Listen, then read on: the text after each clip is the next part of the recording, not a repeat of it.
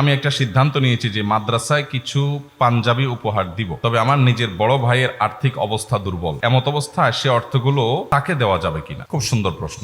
এ ভাই নিয়ত করেছেন যে কিছু পাঞ্জাবি মাদ্রাসার ছাত্রদেরকে দিবেন, অথবা একটা পাঞ্জাবি ধরুন একজন আলেমকে দিবেন, এটা উনি নিয়ত করছেন। কিন্তু ওনার নিজের মায়ের পেটের ভাই গরিব মানুষ, তারও পাঞ্জাবি দরকার, তাহলে উনি নিয়তটা পরিবর্তন করতে পারবেন কি না? উত্তর হলো অবশ্যই পারবেন। কারণ এটা কোনো ফরজ ওয়াজিব না যে এখানেই দান নিয়ত করলেই দিয়ে ফেলতে হবে, এমন কোনো কথা নাই। নিয়ত করার পর আমি দেখলাম যে এর চেয়ে ভালো আরেকটা খাত আছে, আমি সেটা পরিবর্তন করতে পারি।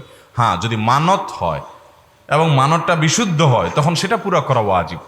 যেমন আপনি মানত করলেন, আল্লাহ আমি যদি সুস্থ হই বা আমার এই কাজটা যদি হয়ে যায়, তাহলে আমি মাদ্রাসায় গরিব বাচ্চাদেরকে বা গরিব মানুষদের মধ্যে এই জিনিসটা বিতরণ করব।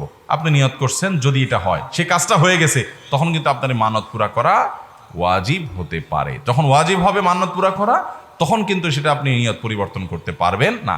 আর এমনি মানত টান্নত না, এমনি নিয়ত করছেন যে আল্লাহ আমি এমনি দেবো আর কি, দিল থেকে নিয়ত করছেন, তাহলে সে নিয়তটা কি হতে পারে? পরিবর্তন হতে পারে।